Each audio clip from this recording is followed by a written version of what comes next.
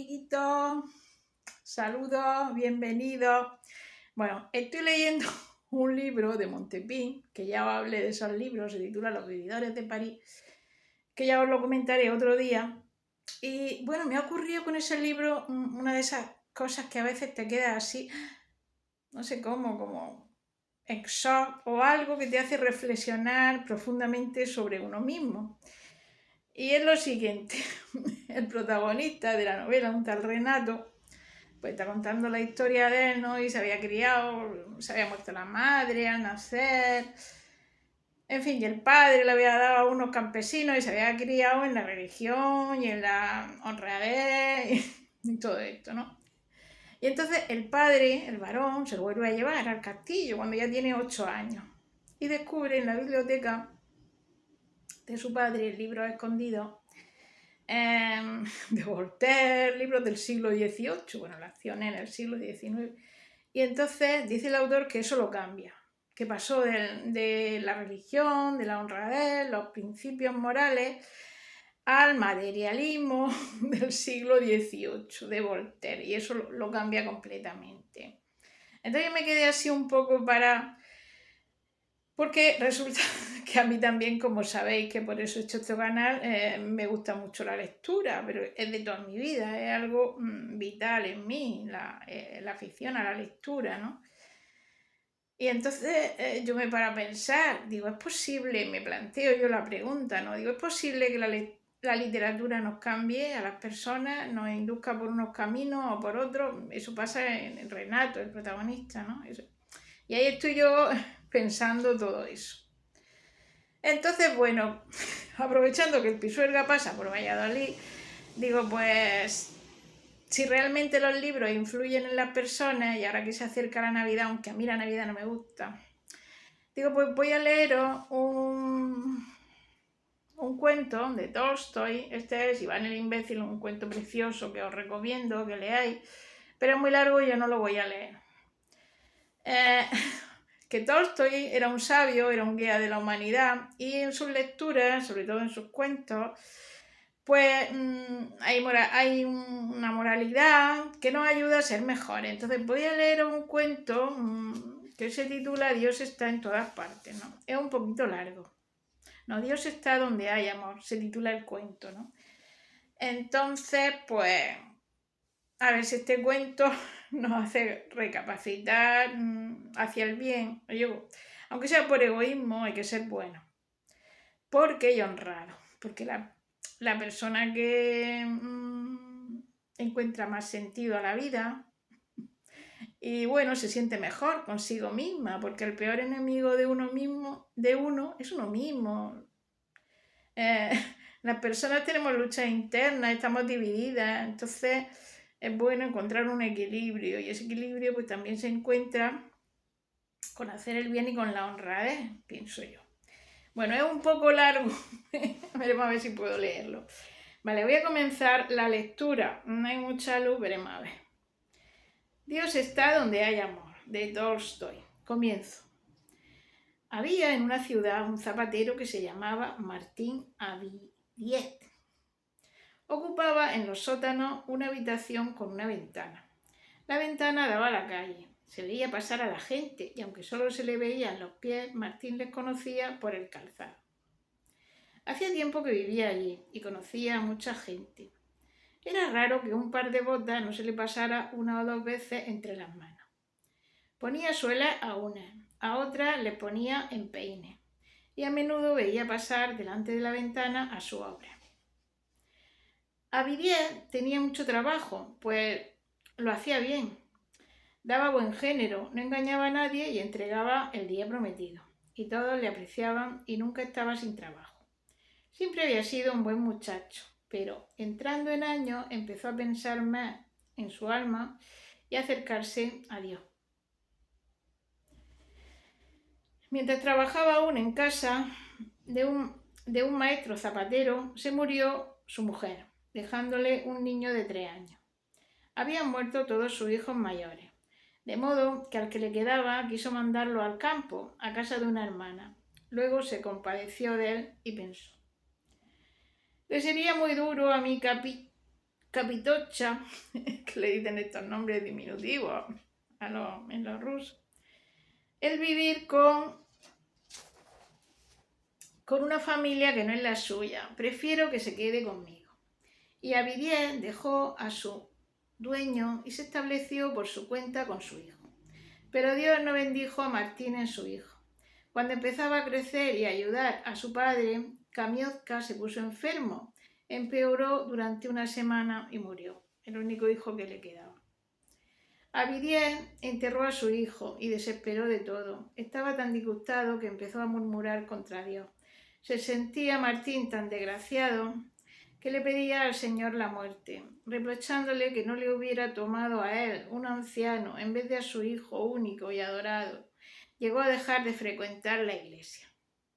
Y sucedió que un día llegó a su casa en la Pascua de Pentecostés uno de sus paisanos, un peregrino que recorría el mundo desde hacía 8 años. Hablaron y Martín se quejó amargamente de sus desgracias. Ni siquiera tengo deseos de vivir, hombre de Dios, decía, solo pido la muerte. Es cuanto imploro a Dios, no tengo ya ninguna esperanza. Y el viejecito le contestó, no está bien que hable así, Martín, no nos pertenece juzgar lo que Dios ha hecho, está por encima de nuestra inteligencia. Dios es el único juez de lo que hace. Decidió que tu hijo moriría y que tú vivirías. Prueba de que te conviene así, y tu desesperación nace de que quieres vivir para ti y para tu propia felicidad. ¿Para qué vivir, pues?, preguntó Ardiez, y el anciano repuso. Es preciso vivir para Dios. Él te dio la vida y para Él debes vivir. Cuando empieces a vivir para Él, dejarás de padecer y lo aguantarás todo fácilmente. Callóse un momento Martín y luego dijo, ¿y cómo he de vivir para Dios? Y el anciano le contestó, ¿cómo vivir para Dios? Esto es lo que Cristo reveló. ¿Sabes leer? Compra el Evangelio y lee. Allí aprenderás el modo de vivir para Dios. Allí encontrarás contestación a cuanto puedes preguntar. Llegáronle al corazón estas palabras. El mismo día fue a comprar un Nuevo Testamento impreso en grandes caracteres y empezó a leerlo. Solo se proponía leer durante los días festivos, mas en cuanto hubo empezado, penetró en su alma un sosiego tan grande que tomó por costumbre leer cada día algunas páginas. A veces le absorbía tanto la lectura que se le concluía el petróleo de la luz, sin que quisiera dejar aún el libro santo. Leía cada noche de este modo, y cuanto más leía, más claro comprendía lo que Dios quería de él y cómo se ha de vivir para Dios. Cada día mayor alegría llenaba su alma. Antes, al acostarse, le sucedía a veces que suspiraba, gemía, evocando la memoria de Kapinotka. Ahora solo decía, glorificado seas, Señor, es tu voluntad. Desde aquel entonces cambió por completo la vida de Abiech. Los días de fiesta entraba en el traquí. Bueno, y aquí pone que un traquí es una taberna en que se bebe, especialmente té. A beber té, y no rehusaba tampoco un vaso de vodka. Iba bebiendo con algún amigo, y al salir del traquí, no ebrio, pero sí algo alegre, decía tonterías, llamaba a los transeúntes y les injuriaba. Pero dejó de hacerlo en absoluto. Su vida transcurría ahora apacible y dichosa. Empezaba a trabajar en cuanto amanecía. Hacía su jornal, descolgaba la lámpara, la ponía sobre la mesa, cogía el libro del estante, lo abría y leía, y cuanto más comprendía, más serena estaba su alma. Un día leyó hasta más tarde de lo que acostumbraba. Había llegado al Evangelio de San Lucas. Leyó en él capítulo 6, los versículos siguientes. A quien te hiere en una mejilla, preséntale a sí mismo la otra. Y quien te quitase la capa, no le impida que se te lleve también la túnica. A todo el que te pida, dale, y al que te robe tus cosas, no se las demande. Tratad a los hombres de la misma manera que quisierais que ellos os tratasen a vosotros. Leyó después esos otros versículos en que el Señor dice, «Mas, ¿por qué me llamáis Señor si no hacéis lo que yo os digo? Os voy a enseñar a qué se parece un hombre que viene hacia mí y que escucha mis palabras y las pone en práctica. Es semejante a un hombre que construye una casa y que, habiendo hecho los cimientos muy hondos, la ha sentado sobre la roca.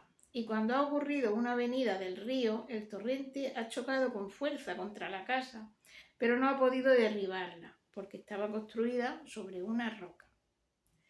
Pero el que escucha mis palabras y no las pone en práctica se asemeja a un hombre que ha levantado su casa sobre el suelo sin cimientos, contra la que el torrente ha chocado con violencia, y al punto se ha caído y ha sido grande la ruina de esta casa. Son palabras de Dios. Al leer estas palabras, el corazón de Abiebi se llenó de alegría. Se quitó los anteojos, los dejó sobre el libro, apoyóse de codos en la mesa y se quedó pensativo. Y comparó sus propias acciones con estas palabras y pensó: ¿Está mi casa levantada sobre una roca o sobre arena? Está perfectamente si es sobre la roca. Qué ligero se siente uno cuando está solo y ha obrado conforme manda Dios. Mientras que si se deja distraer de Dios, puede volver a caer en pecado. Pero seguiré leyendo. Esto está muy bien. Dios me asista. Después de pensar esto, se quiso acostar, pero le dolía separarse de su libro. Empezó a leer el capítulo 7. Leyó la historia del centurión y del hijo muerto de la viuda.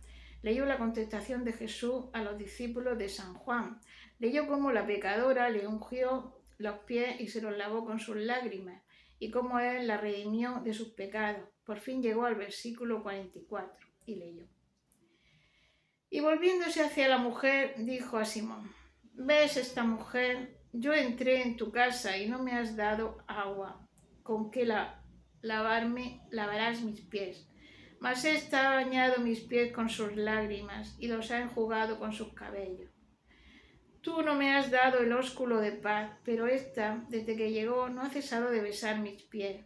Tú no has ungido con óleo mi cabeza, y ésta ha derramado sobre mis pies sus perfumes. Leyó este versículo y pensó: no me diste agua para lavarme los pies, no me diste el ósculo de paz, no me ungiste la cabeza con óleo perfumado. Y Abidiel se quitó otra vez la antiparra, dejó el libro y se puso a pensar. Ese fariseo era sin duda como yo. Yo también pensé únicamente en mí, con tal que bebiese té, que no tuviese frío, que no me faltara nada, no me acordaba del invitado. Pensaba solo en mí y del invitado no me acordaba. ¿Y quién era el invitado? El mismo Señor. Si hubiese él venido a mi casa, habría yo obrado de ese modo. Y Abidiel, apoyando la frente en ambas manos, se durmió sin darse cuenta de ello. ¡Martín!, gritó una voz a su oído. De repente, Martín se despertó con sobresalto. ¿Quién está ahí? Se volvió, miró hacia la puerta y no había nadie. Volvió a dormirse. De pronto oyó claramente estas palabras: Martín, Martín, mira, mañana a la calle. Vendré a verte. Abidiel volvió en sí, se levantó, se frotó los ojos y no sabía aún si era sueño o realidad lo que había oído. Apagó la luz y se acostó. Al día siguiente, antes de que amaneciera, se levantó, hizo su oración, encendió la cocina y puso a cocer eschi, especie de sopa de coles, pone aquí, e hizo hervir su samovar. Luego se puso el delantal y se sentó al lado de su ventana para trabajar. Y mientras trabajaba, iba reflexionando en lo que le había ocurrido por la noche anterior, y no sabía qué pensar. A ratos le parecía haber sido juguete de una ilusión, otras veces creía que verdaderamente alguien le había hablado. Son cosas que suceden a veces, pensaba.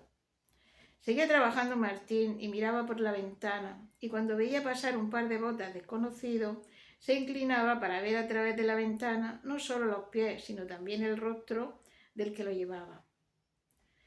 Pasó un dorniz calzado con valenqui nuevas, luego un aguador, luego un soldado, veterano de los tiempos de Nicolai, con valesqui viejas y apedazadas, con una pala en la mano. Se llamaba Stepanid y vivía en casa de un tendero vecino que le había recogido por compasión. Le habían encargado que le ayudara a los dornit. No sé lo que es. El soldado se puso a apartar la nieve delante de la ventana de Adiet. Este le miró y volvió a trabajar. Me parece, pensaba burlándose de sí mismo, me parece que es una tontería vigilar de este modo. Stepanid está barriendo la nieve y se me figura que es Cristo que viene a verme. Estoy divagando estúpidamente. Sin embargo, después de dar otras 10 puntadas, volvió a mirar por la ventana y vio a Stepanovich que, habiendo apoyado la pala en la pared, descansaba y se calentaba. Es viejo, pobre hombre, pensaba Martín, parece que no tiene fuerza ya ni aún para barrer la nieve. Sería bueno quizá que le diese un poco de té. Precisamente mi samovar va a apagarse. Clavó la lesna en el banco, se levantó, dejó el samovar encima de la mesa, llenó la tetera de agua y llamó por la ventana a Stepanid. Se volvió y se acercó. Hízole una seña al zapatero y fue a abrirle la puerta. Ven a calentarte, le dijo, debes tener frío. Cristo, que Cristo nos salve. Sí, es cierto, me duelen los huesos, contestó Stepanid. El anciano entró, sacudió la nieve de sus zapatos, se los secó por miedo a ensuciar el pavimento y se tambaleó sobre sus piernas. No te molestes en secarte los zapatos, ya los limpiaré luego. Ven a sentarte y toma un poco de té. Llenó 2 copas y puso una delante de su huésped. Vertió la suya en el plato y sopló para enfriar el té. Stepanovich bebió. Volvió su vaso, puso encima el de azúcar y dio la gracia. Pero claro, se veía que deseaba beber más té. Tómate otra copa, dijo Martín, y volvió a llenar las 2 copas. Mientras bebía, no paraba a Vidier de mirar a la calle. ¿Aguarda a alguien?, preguntó el huésped. ¿Que si aguardo a alguien? Me avergüenzo de decir a quién aguardo. No sé si tengo razón o no de aguardarle, pero me llegó una palabra al corazón. ¿Fue en sueño o qué?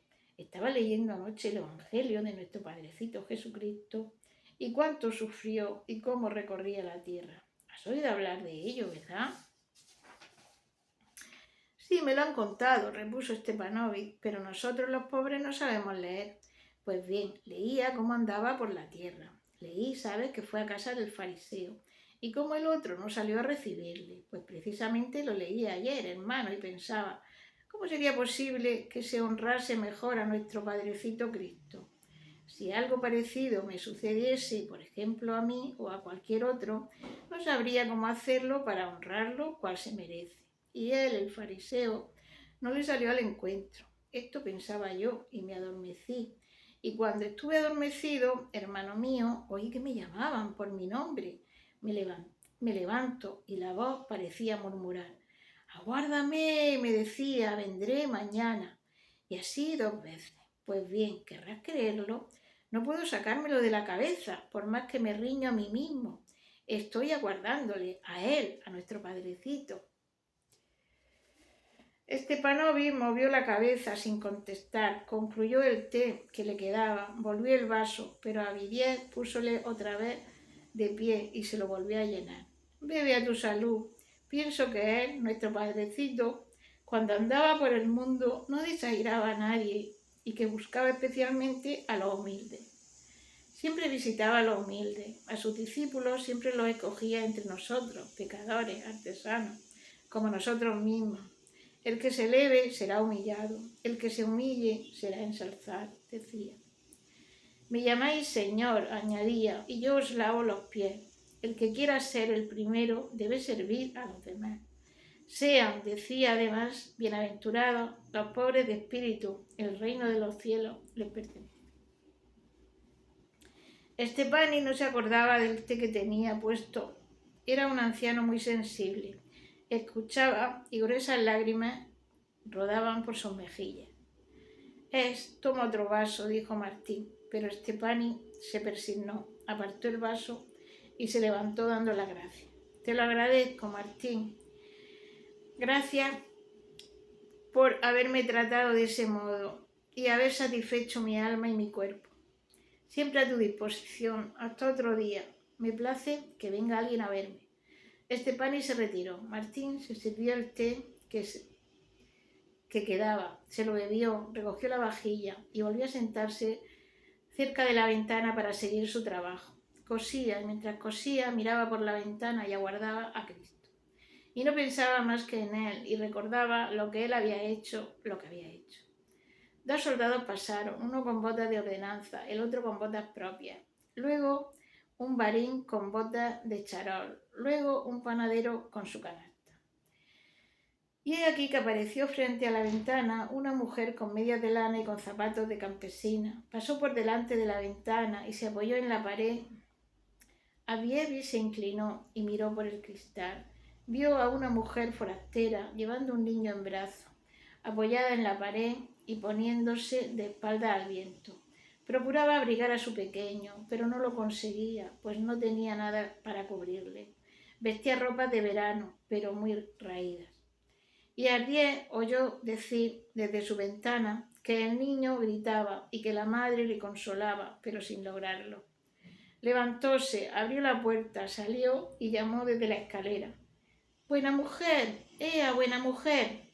Oyóle la forastera y se volvió hacia él. «¿Por qué te estás ahí fuera con el niño, haciendo tanto frío? Entra en mi casa, estarás mejor para cuidarle. Por aquí, por aquí». Sorprendidísima la mujer, que ve a un anciano con delantal y anteojos, que le hace señas de que se acerque, le sigue. Baja la escalera y entra en la casa. «Aquí, mujer, ven aquí», le dice el anciano. «Siéntate más cerca de la estufa, caliéntate y dale teta a tu hijo».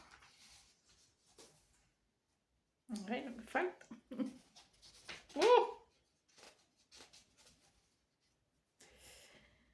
«Es que no tengo leche», contestó la mujer. «No he comido nada desde esta mañana». Y sin embargo dio el pecho al chiquitín. Abidie meneó la cabeza, se acercó a la mesa, cogió pan, una taza, abrió el puchero en que se cocían las coles, sacó un jarro de cacha, pero como el cacha no había tenido tiempo de hervir, puso solo el chip en la taza y la dejó sobre la mesa. Cortó pan, sacó una servilleta y puso la mesa. «Siéntate», dijo, «y come, buena mujer. Mientras tanto yo te tendré el niño. También yo tuve hijos y sé cuidarlo». La buena mujer se persignó, se sentó a la mesa y comió, mientras Martín, sentado en la cama con el niño en brazos, le daba besos para que no llorase. Como seguía llorando, Martín le amenazó con el dedo, acercándosele y alejándoselo de los labios, pero sin dejárselo meter en la boca, pues lo tenía sucio de pez. Y mirando fijamente el dedo, el chiquillo paró de llorar y hasta se puso a reír, lo que alegró en gran manera a Martín. Mientras comía, la forastera iba refiriendo quién era y de dónde venía. «Soy la mujer de un soldado. Hace ya 8 meses que se fue mi marido y nada he sabido de él. Vivía de mi oficio de cocinera, pero cuando parí, no me quisieron ya con un niño y hace ya 3 meses que estoy sin colocación. Me he comido cuanto tenía, me presenté como nodriza, me rechazaron, demasiado delgada, decían. Entonces me fui a casa de una mujer donde está sirviendo nuestra babá. Allí me prometieron que me emplearían. Me figuraba que sería enseguida, pero me dijeron que hasta la próxima semana no podía ser y vivo muy lejos. Estoy rendida de cansancio y mi niño también, pobrecito. Afortunadamente, mi dueña se compadece de nosotros y nos deja dormir en su casa por amor de Cristo. De no ser así, no sé qué sería de mí». Martín suspiró y dijo: «¿Y no tiene vestidos de invierno?» «No, empeñé ayer por 20 copes mi último abrigo». La mujer se acercó a la cama y cogió al niño. Martín se levantó, se dirigió hacia la pared y luego de buscar cogió un abrigo viejo. «Toma», le dijo, «no es muy bueno, pero siempre te abrigará algo». La forastera sonrió al anciano y miró el abrigo, lo cogió y se echó a llorar. Martín se volvió de espaldas, muy conmovido también. Luego fue a la cama, sacó un cofrecito, lo abrió y buscó.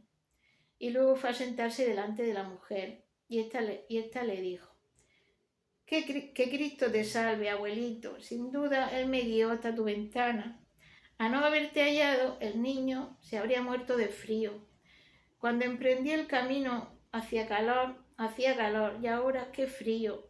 Qué buena idea te inspiró él, nuestro padrecito, de mirar por la ventana y compadecerte de mí.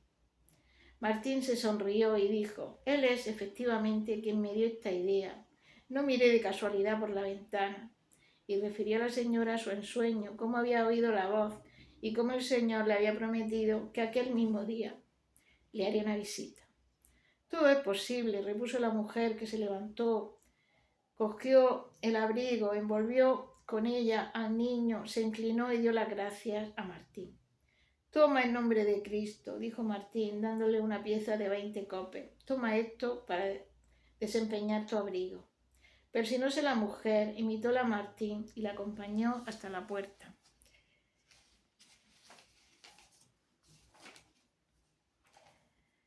Y la forastera se marchó. Después de haber comido, Martín volvió a trabajar. Y mientras apretaba la lesna, no perdía de vista la ventana, y en cuanto veía que alguien se acercaba, alzaba los ojos para ver quién era. A unos les conocía, a otros no, pero ninguno tenía nada que llamase la atención. Y de pronto se detuvo una anciana, justo enfrente de su ventana, una vendedora ambulante que llevaba un canasto con manzanas. Pocas le quedaban ya, había probablemente vendido las otras. Llevaba además sobre el hombro un saco lleno de trocitos de leña, que sin duda había recogido en alguna construcción, y se volvía a su casa. Debía de hacerle daño el saco, y quiso cambiárselo de hombro. Lo dejó pues en el suelo, puso el cesto de manzanas sobre una viga y se dispuso a cargarse de nuevo la leña. Mientras estaba ocupada en ello, un muchacho, salido Dios sabe de dónde, con una gorra rota, robó una manzana de la cesta e intentó huir. Mas la anciana lo notó, se vuelve y alcanza al chico por la manga. Él quiso soltarse, pero le agarró con las dos manos, le quitó la gorra y le tiró de los cabellos. El chiquillo grita, la vieja riñe, Martín, sin clavar la lesna en el banco, la tira al suelo y corre hacia la puerta. Hasta tropezó en la escalera y se le cayeron los anteojos. Se precipitó a la calle. La anciana seguía tirando los cabellos del chico, le pegaba y le amenazaba con hacerlo detener por la guardia. El niño iba procurando saltarse y negaba el hecho. Yo no he cogido nada, decía. ¿Por qué me pega? Déjeme usted. Martín quiso separarlo, cogió al niño de la mano y dijo: suéltale, babucha, perdónale en nombre de Cristo. Voy a perdonarle de tal modo que no le quedarán ganas de volver a robar en toda su vida. Le llevaré a la cárcel. Martín suplicó a la vieja. Déjale, dijo. Babucha, no volverá a hacerlo. Déjale ya, en nombre de Cristo. La vieja soltó al chiquillo. Él intentó marcharse, pero Martín le detuvo. Ahora pide perdón a la babucha y no vuelvas a hacerlo, pues he visto cómo robaban la manzana. El niño empezó a llorar y pidió perdón. Perfectamente, ahora ahí tienes una manzana. Y Martín le refirió la parábola del acreedor que perdonaba le refirió la parábola del acreedor que perdona al chiquillo. Voy a pagarte la babucha, díjole a la vieja. Le trata demasiado bien. Era preciso recompensarle de tal manera que se acordara durante toda la semana. Babucha, babucha, nosotros podemos pensarlo así, pero no es así como lo juzga Dios. Si es preciso darle azote por una manzana a nosotros por nuestros pecados, ¿qué castigo habrá de imponernos? La abuela se calló y Martín cogió una manzana del cesto y se la donó la deuda a su deudor y del deudor que vino para matar a su bienhechor. La anciana escuchaba y el niño también. Dios nos manda que perdonemos, dijo Martín, pues de otro modo no seremos perdonados. Que perdonemos a todos y especialmente a los que no saben lo que hacen. La anciana meneó la cabeza y exclamó: ya queda poco. No lo niego, solo que los niños tienen cierta inclinación a hacer el mal. En este caso nosotros, los viejos, debemos enseñarles el bien. Lo mismo digo yo, replicó la anciana. Yo también tenía 7 hijos y no me queda más que una hija. Y se puso a contar que vivía en casa de su hija y cuántos nietos tenía. Ve, añadió, lo débil que soy, y sin embargo trabajo. Mis nietos me dan lástima, son tan lindos, tan cariñosos conmigo, y mi hija, esa sí que no iría con nadie más que conmigo. Babucha, dice, querida babucha. Y la anciana se estremeció. Indudablemente no lo hizo con mala intención. Dios lo ampara, dijo, dirigiéndose al niño. Pero al ver que se iba a cargar la leña sobre el hombro, el niño se precipitó y dijo: «Dame, babucha, yo te la llevaré, voy por el mismo camino». La anciana movió la cabeza y le dio el saco. Y se fueron los dos juntos. La vieja se había olvidado de pedir a Martín el precio de la manzana. Y Martín, cuando quedó solo, les miraba y les escuchaba andar y charlar. Les acompañó con la vista, hasta volvió a entrar en la casa. Encontró los anteojos, que no se habían roto al caer, recogió su lesna y se puso a trabajar. Trabajó un momento, pero había ya poca claridad y veía apenas para pasar el hilo. Y vio al farolero que pasaba encendiendo las farolas. «He de encender mi lámpara», dijo. Dispuso su lamparita, la colgó y volvió a trabajar. Concluyó una gota y la examinó. Estaba bien. Recogió su utensilio, barrió la raspadura, descolgó la lámpara, que dejó sobre la mesa, y cogió el Evangelio en el estante. Quiso abrir el volumen en la página en que había quedado el día anterior, pero se le abrió en otra. Al abrirlo se acordó del ensueño de la noche precedente y al momento le pareció oír ruido detrás de él. Volvióse y vio aparecer gentes que se movían en el rincón. Era gente, en efecto, mas no podía reconocer quién era. Y una voz le murmuró al oído: «Martín, Martín, ¿no me conoces?» «¿Quién eres?» «Soy yo», dijo la voz, «soy yo». Y era Estepani, esto se lo imagina él, que saliendo de la penumbra le sonrió, se disipó como una nube y se desvaneció. «Soy yo también», dijo otra voz, y de la penumbra salió la mujer con el niño. Ella se sonrió, el niño también, y desaparecieron. «También soy yo», dijo otra voz, y apareció la anciana con el muchacho que tenía una manzana. Sonriéronse los dos y desaparecieron. Y Martín tuvo el corazón lleno de alegría, se santiguó, se puso los anteojos y leyó el Evangelio en la página en que se había abierto. Y en lo alto de la página leyó: «Tuve hambre y me disteis de comer. Tuve sed y me disteis de beber.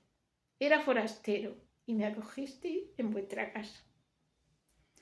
Y al final de la página decía: